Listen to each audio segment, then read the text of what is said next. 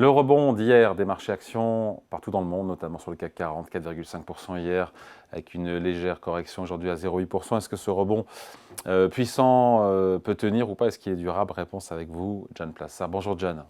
Bonjour David. Responsable de la stratégie d'investissement chez Cité Gestion en duplex avec nous depuis Genève. Ce rebond qu'on observe, voilà, encore une fois, qui n'est pas confirmé aujourd'hui, est-ce que on se dit que c'est une sorte de soulagement technique ou c'est le début peut-être d'un vrai retournement de marché? Évidemment, le premier, c'est un rebond de soulagement qui est lié à ce report. On l'appelle cessez-le-feu, mais apparemment les deux parties, c'est-à-dire les États-Unis et l'Iran, utilisent d'autres mots, mais disons c'est dû à cet arrêt des hostilités apparemment pendant 2 semaines. Ce qui est intéressant de noter, et on sait que c'est la clé de ce qui est en train de se passer, c'est évidemment l'évolution du prix du baril qui hier, on le sait, a perdu 15% et remonte un peu aujourd'hui. Alors évidemment, le conflit n'est pas réglé, il est mis en pause. Et ce qu'on va regarder pour savoir s'il y a une durabilité, notamment dans ce rebond qu'on a eu hier, eh bien, c'est la stabilité dans le détroit d'Ormuz dans les prochaines semaines. Ce qui est aussi assez important de noter pour savoir si ce rebond il est durable, c'est l'impact économique. Et on sait que normalement, l'impact économique se manifeste lorsque on a des crises pétrolières, lorsque le prix du baril reste élevé pendant 8 à 12 semaines. Là, depuis le début de la crise, on en est à presque 1 mois et demi.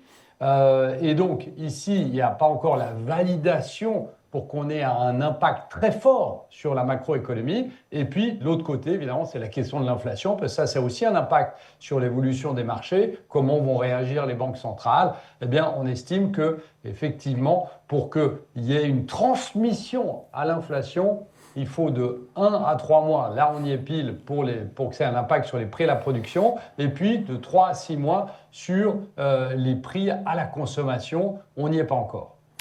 Je sais que vous aimez bien regarder ce que nous apprend le passé. Après une correction de 10%, à peu près le niveau qu'on a connu sur les marchés actions, que nous dit l'histoire des marchés boursiers sur les performances à venir?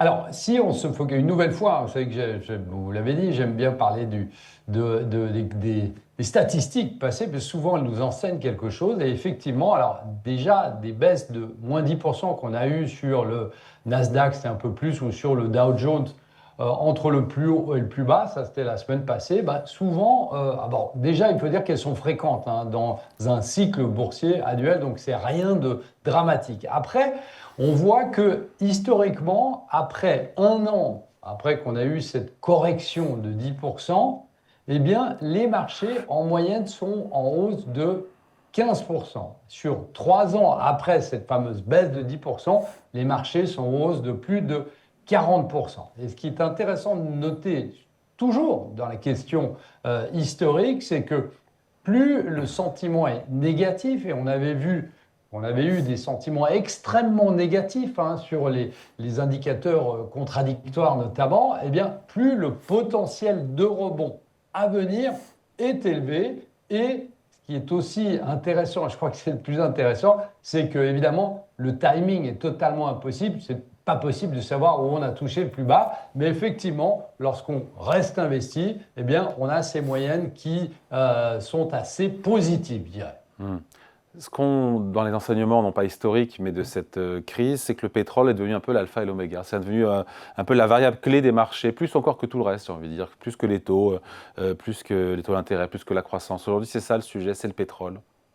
C'est le véritable le baromètre. Alors, je ne vais pas enfoncer une porte ouverte en vous disant que le détroit d'Ormuz représente près de 20% du pétrole mondial transporté, mais évidemment, le prix du baril, eh bien, ça a un impact direct, on l'a dit, sur les prix à la consommation, les prix à la production, les mouvements des banques centrales, etc., et puis les mouvements aussi politiques.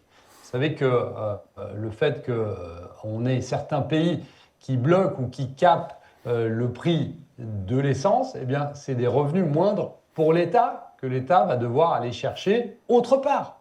Et donc, potentiellement, ça a aussi un impact sur certains impôts, certains prélèvements qui n'étaient pas prévus avant parce qu'on a décidé, à juste titre ou pas, eh bien, d'avoir un prix maximum à la pompe. Donc, on est dans une situation où potentiellement, le pire des scénarios, à cause du prix du baril, le pire des scénarios qui est la stagflation, vous savez, une croissance morne, voire une croissance négative avec une inflation haute, eh bien, est en train potentiellement de se mettre en place, mais ce n'est pas encore le cas aujourd'hui. Alors évidemment, on va avoir des réductions à la marge de prévisions de croissance pour cette année, de prévisions d'inflation un peu à la hausse, mais pour l'instant, on tient, je dirais qu'on tient le cap si, évidemment, le détroit d'Ormuz est progressivement rouvert.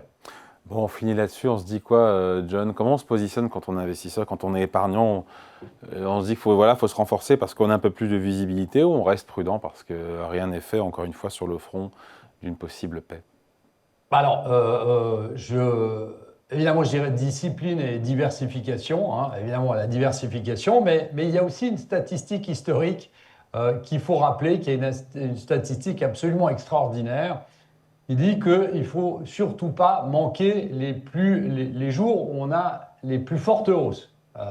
Qu'est-ce que ça veut dire? Ça veut dire que si vous n'étiez pas investi parce que vous essayez de timer exactement, si vous n'étiez pas investi dans la séance d'hier, évidemment, ça coûte cher. Si on regarde, si vous aviez manqué les 10 meilleures journées du marché au cours des 30 dernières années, d'accord? Ouais. Donc, hier, c'était potentiellement une, Ouais. eh bien, vos rendements auraient été réduits de moitié.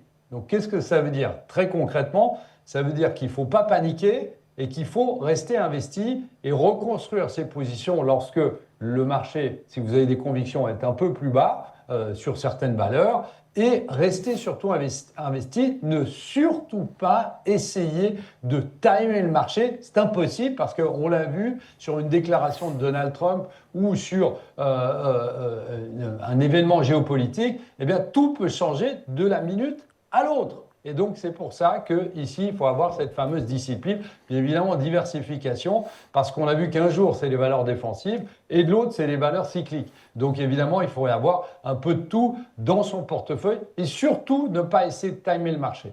Allez, merci beaucoup, point de vue signé. John Plassard, pour la Banque Cité Gestion, Duplex avec nous depuis Genève. Merci John, bonne journée. Merci David.